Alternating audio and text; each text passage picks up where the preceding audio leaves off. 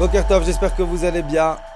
Alors, je vais vous raconter une petite histoire pour vous montrer comment Akadosh Baruch Hu, il gère littéralement tout son monde. Et qu'Akadosh Baruch Hu, il attend uniquement qu'on lui fasse confiance. Il y a quelques temps, j'étais aux États-Unis, il y a à peu près un mois et demi, 2 mois, et j'avais des cours organisés. Et habituellement, quand je fais mes cours, alors dans 99,9% du temps, c'est, même si c'est aux États-Unis, c'est français ou hébreu. Je comprends très bien l'anglais, mais le parler, il est compliqué. Ça veut dire, je le comprends, on peut me parler, je peux tout comprendre, mais le parler, c'est pas ma langue maternelle, donc c'est pas ça quoi. Ça peut être mieux. Et donc un des cours qui a été organisé, donc moi dans ma tête, le cours il va être en hébreu, et on vient me voir quelques temps avant le cours, à peu près 3 4 heures avant le cours, et on me dit, mais attends, mais tu sais, ça va être en anglais le cours. Alors je leur dis, attends, comment ça va être en anglais? C'est pas possible. Le cours, je l'ai préparé, je l'ai écrit, voilà les feuilles, je l'ai écrit, il est prêt. Je peux pas le faire en anglais. C'est pas. Écoute, il y a personne qui comprend l'hébreu. Et l'annuler, c'est trop tard. Il y a du monde qui va venir. Je commence à avoir un coup de lachat, un coup de stress, Hachem. Il y a de là, qu'est-ce que je vais faire? Comment je fais? Je l'annule pas, je l'annule. J'ai dit, bon, écoute, je vais prendre le cours en hébreu, je vais essayer de le traduire en anglais, donc je le traduis en anglais, je m'entraîne dessus parce qu'encore une fois, c'est pas ma langue maternelle, il faut qu'un cours, il faut que ce soit fluide, il faut que ce soit intéressant, faut avoir un bagage, tu peux pas venir et ça marche pas, surtout que ils s'attendent à voir le fils de Rabbi David, tout le monde connaît Rabbi David, et dans ma tête, je commence à flipper, à stresser, à avoir peur, etc. Bon, je prépare mon cours, plus ou moins. J'arrive, je m'aide avec Google Translate, j'appelle ma femme parce que ma femme, elle parle mieux anglais que moi, donc elle me dit non, ça change de mot, fais ci, fais ça. Ah, bon, j'arrive au cours, mettre le cours noir de monde, full, et je commence à avoir un coup de stress. Ribono, qu'est-ce que je fais maintenant? Je fais quoi? Je mets feuille devant moi, en anglais, en hébreu. Allez, j'ai dit hop, je me jette à l'eau. J'ai fait le cours, à la fin du cours, c'était il a du terme, c'était une catastrophe. C'était une catastrophe. J'ai bégayé, j'ai particulé, j'ai baragouiné. À la fin du cours, j'étais triste. J'étais pas triste, mais vous savez, j'étais déçu de moi. J'aurais pu me préparer mieux, ils auraient dû me prévenir avant, j'aurais pu faire plus d'efforts. Et j'étais triste. Je rentre à la maison maintenant, juste entre parenthèses. À un moment du cours, j'ai donné un détail. Donc je sais pas comment c'est sorti, mais voilà, je vais vous dire ce que je l'ai dit, ce que je leur ai dit. Le cours, il était sur l'éducation des enfants. Et je leur disais que moi, j'ai 35 ans. Moi, je suis quelqu'un qui fume, je suis un fumeur. J'ai 35 ans, moi, j'ai compris la technique. Mais dès que je rentre chez mon père, dès que je rentre chez le Rav, il me fait les poches. Jusqu'à maintenant, il me fait les poches. Et dès qu'il trouve un paquet de cigarettes, il écrase.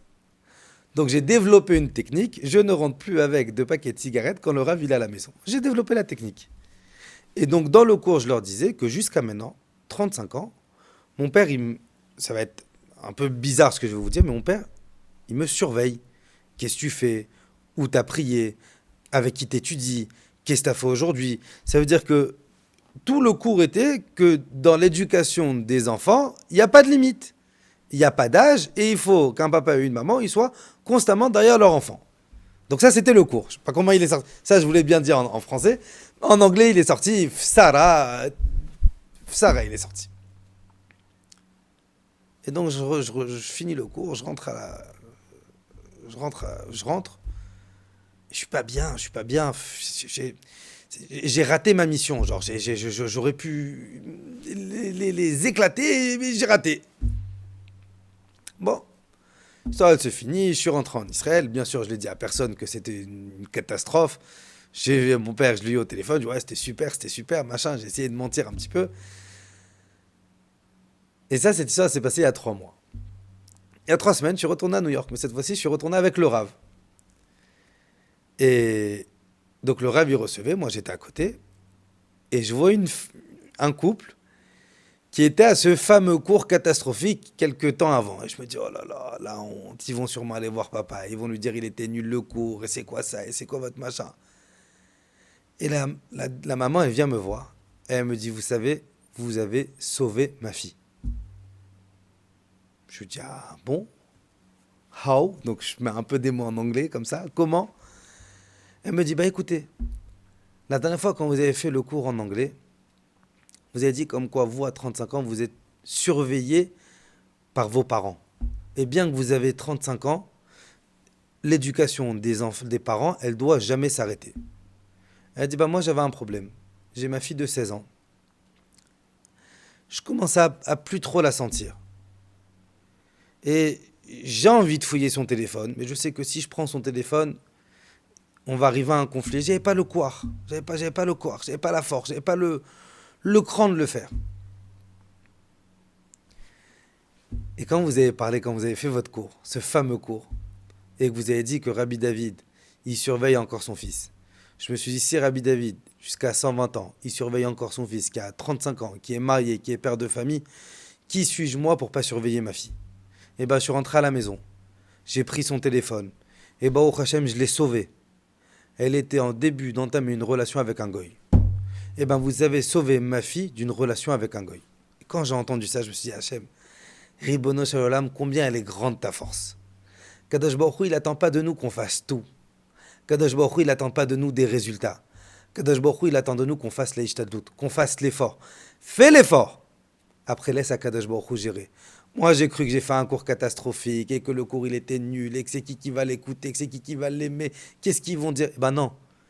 Moi, j'ai fait ce que j'avais à faire.